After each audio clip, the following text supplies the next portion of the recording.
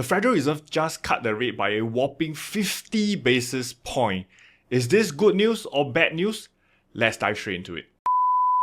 Hi everyone, this is Pete here. So today we're going to talk about one of the latest news, which is the Federal Reserve cutting the rates. As you can see over here, they have cut the rates by a whopping 50 basis points, 0.5%. This is the first time that we saw a rate cut and that big an amount in the last 2.5 years. Okay, so I want to talk about, is this a good or a bad thing for the market, and what are some of my thoughts, and as an investor, what you can potentially do. Now, the important thing to remember is when people talk about rate cuts, there's many narrative out there saying that in the past, whenever there's a rate cut, there's always recession. Okay, so guys, when you hear all this, you must fact check whether it's true. So if you pull out all the past recession, okay, and when there's a rate cut, honestly, if you look at it, actually only the last 2 rate cuts led to a recession, right? That was in year 2000 and the global financial crisis in 2007. So why does that happen? Why the rest of the rate cuts over here did not result in a recession? It's because the last 2 times when they cut rates was not because they have high inflation or something like that, right? They were having poor economic information, right? They were having poor economy. We were going into a high debt situation in the 2000. We were going into a lot of debt again, going into Lehman Brothers. But when they cut rate again in 2019, for example, it didn't cause any trouble. Even along the way, in all the past rate cuts, we didn't have any trouble as well. So the odds of this becoming a full-blown recession is already very low.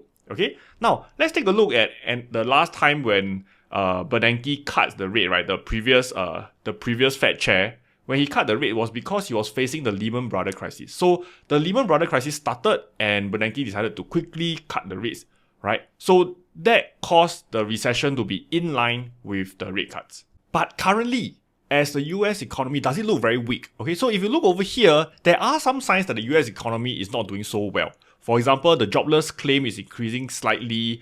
The new hire is actually dropping over here. Plus, if you look at the monthly change on the US jobs, right, in August, they actually added less than expected number of jobs.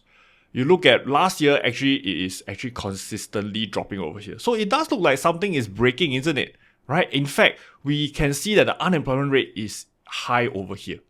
Now, when we are looking at all this data in a very close-up scenario, it looks really scary. Okay? But if you zoom it out, actually it looks very different. Right? The concern is labor market is dropping. Right? Confidence on the inflation control, is it good enough? Right? And do we actually get the real soft landing by Jerome Powell? So let's take a look, right? Number one, just now when we saw the unemployment numbers is really going up, but if you look at the broader picture, since 2021, we actually saw that unemployment rate is still at a very low and benign level, right? So it is not that unemployment rate is increasing tremendously. We are just coming out of an environment where unemployment rate during COVID was way higher. So I think at 4% is not something that US have never seen before as well. The next thing is that actually the manufacturing and construction sector has been spending more, right? So if you look at the past history, actually right after COVID, we had an increase in manufacturing and construction spending. And these are generally signs of a strong economy. And the next thing is that the confidence in the economy is also reflected on how many new business was being created. And you can see we are getting an increasing number of new business that's being created in the US. The CPI, okay, which is the main indicator of inflation, has actually been coming down over here. Right? If you look at the annual change in US CPI, it has actually dropped to about 3 and 2.5%. And what was the Jerome Powell or the Federal Reserve mandate is that they want to bring this down to a sustainable inflation rate of 2%. So they are very close, right? And that is why they are starting to cut the rates, because this whole thing about inflation and rate cut is like driving a car. You want the economy to slow down. That's why they are applying the brakes. That means they are having the interest rate higher, right? Increase the pressure. But when it's coming down to a speed that you want, they are now letting go the brakes a little bit, right? So that the car will continue at the desired speed and not slow to the halt, right? So that's what they are trying to prevent from happening over here. Okay, so will we enter a recession? My personal take is that most likely not, given that the economy is still pretty strong at this point in time. Okay, but one thing to remember is that don't be too confident. We do see that there are multiple times even in between recession, there are big dips as well, okay? So don't be too certain that everything is hunky-dory, nothing bad will going to happen over here. One thing I want to add is that with the definite drop in interest rate, one thing we must remember is that there will be a huge flow of funds from one sector, and that is the savings account and whatever is in the fixed deposit, right? So all this money, as the interest rate starts to drop, we can see in the past is that the savings ratio starts to drop. So the question is, where will all this money flow to? Okay, I do think they will flow into somewhere because money don't get destroyed, money just get created and flow around. Alright, over here, I do think stock market is definitely one of them. The second one is actually real estate, and finally followed by any alternative investment that is out there. So I do think the overall investment environment is getting quite rosy, right? I do think in the longer term, it's going to be beneficial for the stock market, real estate, alternative investment like private equity or even Bitcoin.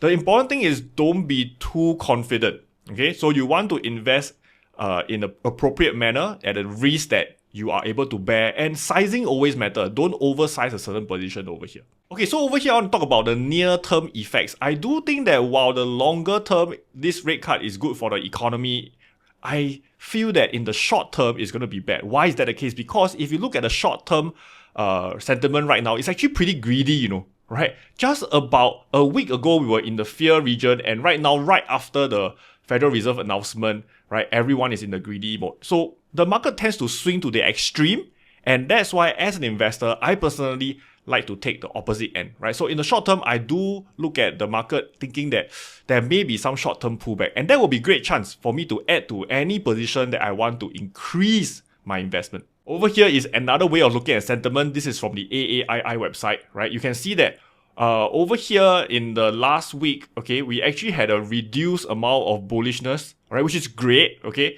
and the bearishness is a bit higher. But overall, I would say that this is still not as low as it should be, okay?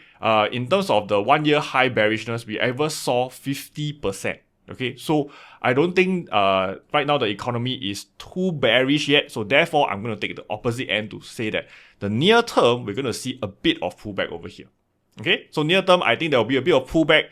That will be a great opportunity for anyone who wants to add on to the position to look at your portfolio. Alright, so that is the breakdown of the Federal Reserve 50 basis point rate cut. What do you think? Do you believe that it's going to be good for the economy as well? Or do you hold the opposite view? Right? Let me know in the comments and discuss over here. Okay, so that's all I have to share, and I'll see you guys next time. Bye bye.